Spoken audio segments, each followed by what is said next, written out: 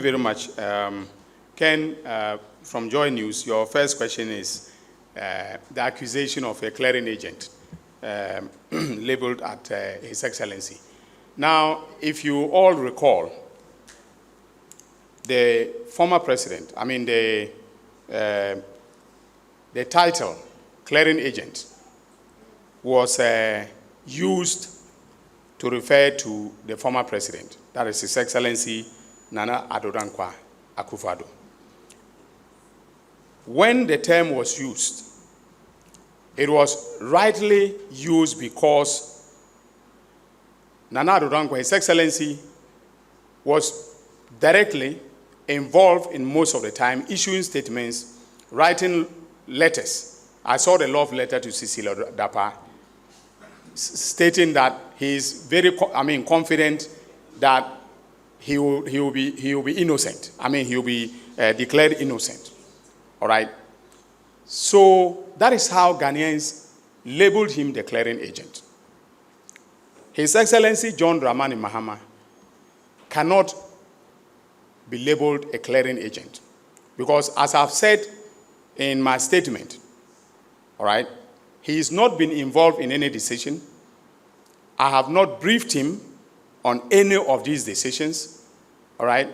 I will, at the appropriate time, maybe do a cabinet memo, all right, so that His Excellency and my cabinet colleagues will be formally informed of the decisions that I have taken, all right? Until then, His Excellency remains innocent and stands far away from the decisions that I've taken. And I have told you that I am, taking absolute responsibility for all the decisions, okay, as the Attorney General. It is my responsibility. If there's any fault in the decisions I've taken, I am taking responsibility, today, and I'll take responsibility in the future.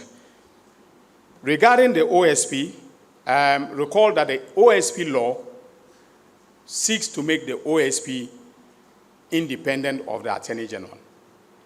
Now, even though I disagree entirely with it, not because I am now Attorney General and I want powers over the OSP, but if you go back to the Parliamentary Hansard, when the law was being enacted, I was one of those who argued strongly that that power rightly belongs to the Attorney General under the Constitution.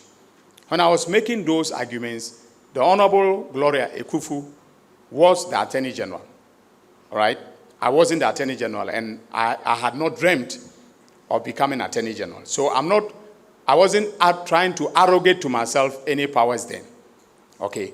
However, because the legislative intent is to make the OSP independent of the Attorney General, I am a bit reluctant to interfere in the work of the OSP. However, I think that it is only right that because he's exercising prosecutorial authority, which belongs to me under Article 88(3) of the Constitution, all right, I should be in the know regarding, his actions.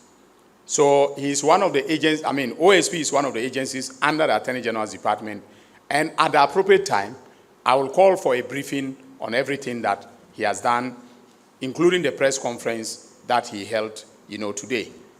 I myself, woke up to the press conference. I did not know that he had taken those actions. I'm not blaming him for taking the actions. Until I know the substantive content of the actions he's taken, I cannot, begin to say anything about them. There was a third one, Ken, if you remind me. Yeah, when am I going to start prosecutions? As I said earlier, mounting a prosecution is a very, very, very painstaking adventure. Okay? So we are going to look at the oral report. In fact, we have started reviewing them. My able Deputy Attorney General designate, the Honorable Justice Rimsai, has been tasked with reviewing the reports. We'll be having our first meeting, technical meeting, on Friday. And if there are any low-hanging fruits, I am sure you'll see prosecutions taking place, before the end of the month or even into the early parts of next month. All right, but as I said, my position is that I will not charge anybody and go back and look for evidence, against them. I will never do that.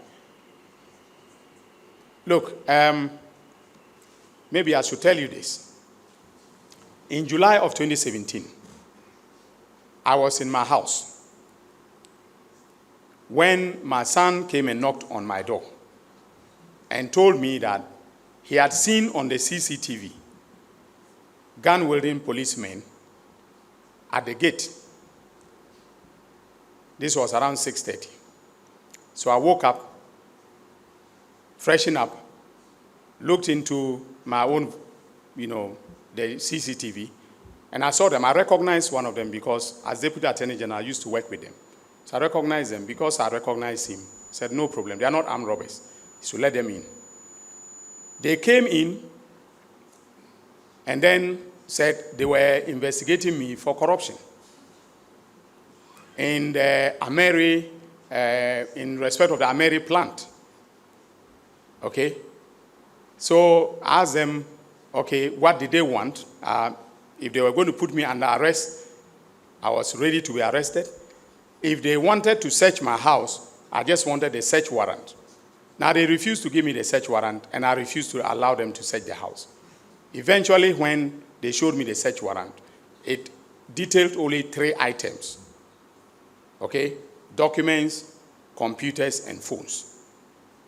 So I told them, so you have an arrest warrant that limits you to taking these items. So please go ahead and take them.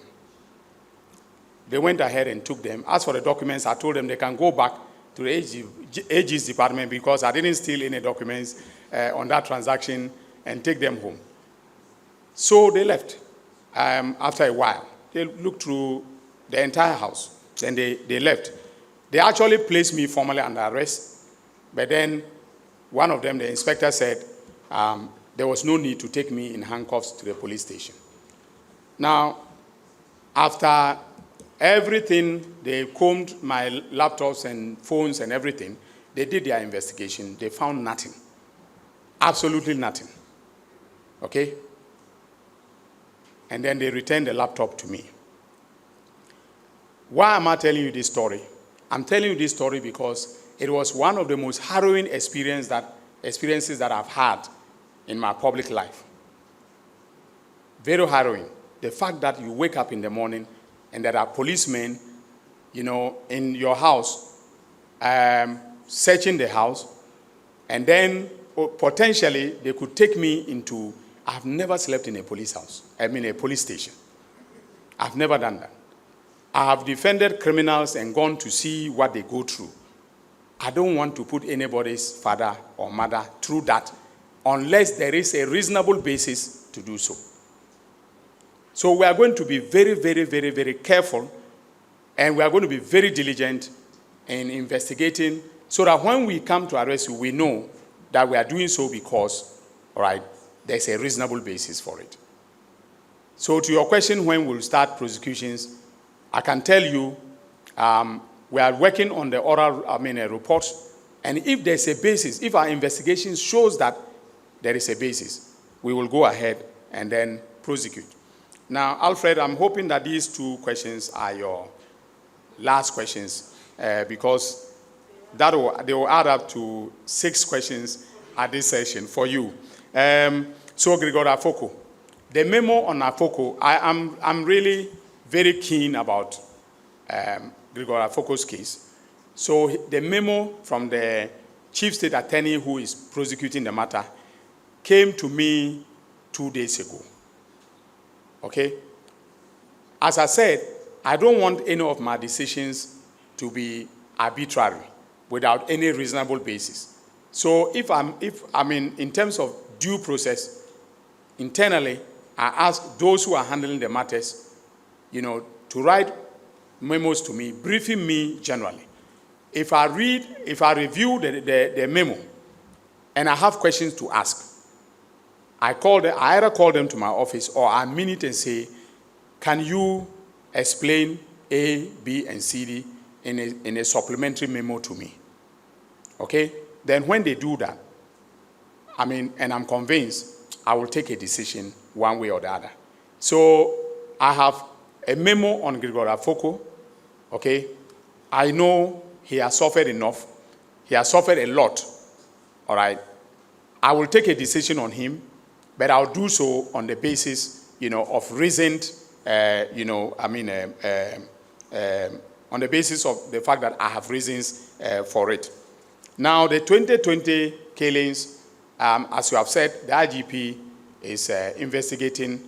I'm sure a docket will be built, and when that docket is built and brought to my office, we will take the necessary action to be able to bring justice to the families of those who were killed in the election.